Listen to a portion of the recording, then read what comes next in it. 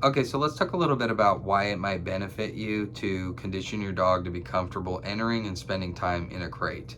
It is entirely possible to overutilize the crate, to overcrate a dog. So if a dog is spending all day and all night in a crate, from a humane standpoint, a humane standard, that is not appropriate. Um, but as far as what comes to mind for me, right away is going to be if your veterinarian has prescribed crate rest to your dog because of an injury or a procedure. So certainly spay and neuters. You can have sprains, tears, broken bones.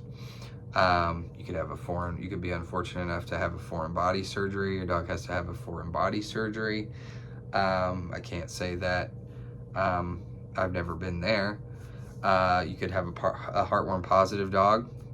You could be fostering or have adopted a dog that has heartworm, is positive for heartworm. It's really important to make sure that the dog is not overexerting themselves in that situation. You could have potentially an amputation. Yeah, I see more and more tripod dogs out there in the world. So there's a lot of different reasons, like as far as like medically, why a dog might be prescribed crate rest, so that they're not throwing themselves around and climbing up on things and jumping off of things. They're going to prescribe leash walks outside in that instance, and then within the house, they're going to generally lean on crate rest. So you can use an alternative space, like a smaller area that's gated in or confined, but you want to make sure you don't have sprawling surface area for them to get froggy. And then conversely, like if you get injured, you might benefit from your dog going and spending some time in their crate from time to time. You of course want to work on foundational cues, positional cues, things like that.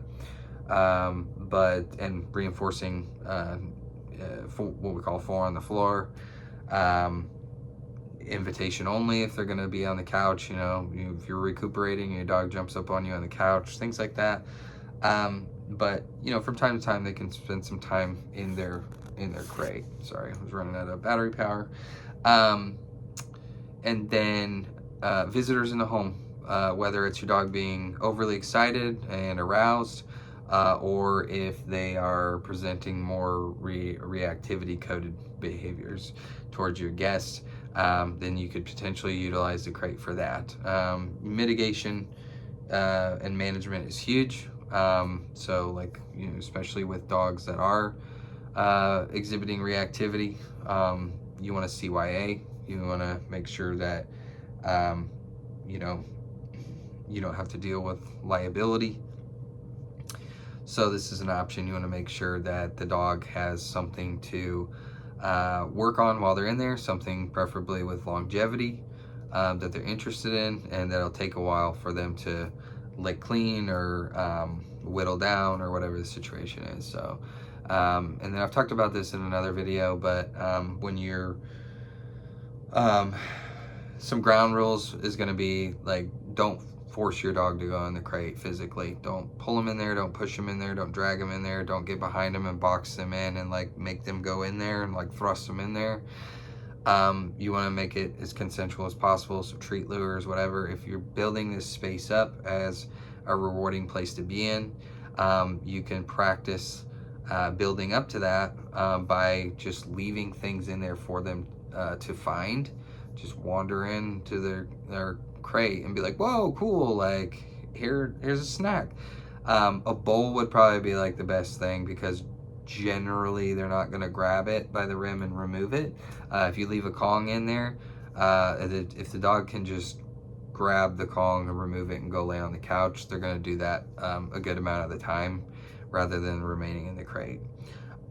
So something that they can't easily remove from the crate, you can adhere things to the crate.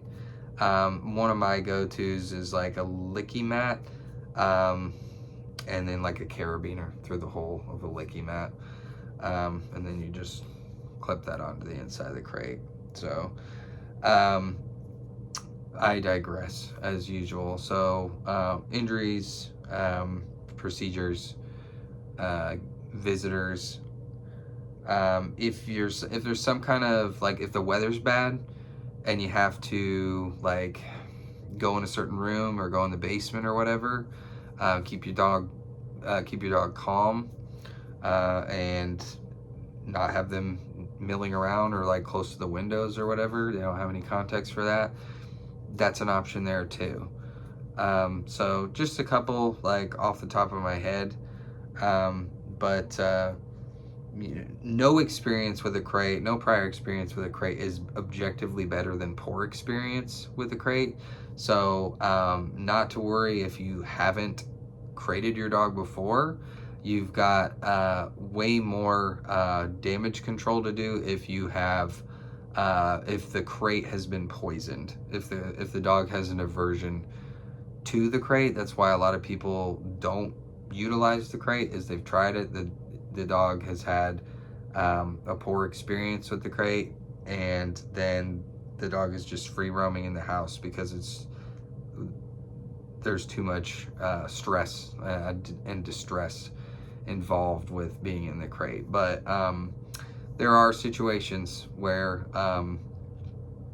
the preferable alternative would be to just have the dog secure inside of that confinement space, so you don't have to worry about a number of things that we just talked about. So if you made it through, as usual, I appreciate you watching.